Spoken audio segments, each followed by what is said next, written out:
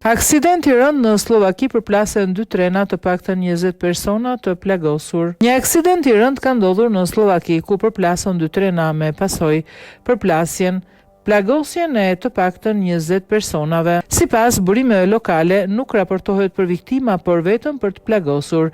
Rrjeti informativ të A3 raportoi se spitalet e zonës po përgatitnin njësi të emergjencës për të pritur të lënduarit nga aksidenti. Shërbimi i kërkim shpëtimit i vendit bëri të ditur përmes faqes së tij në Facebook se ka dërguar menjëherë një helikopter dhe autoambulanca në vendngjarje.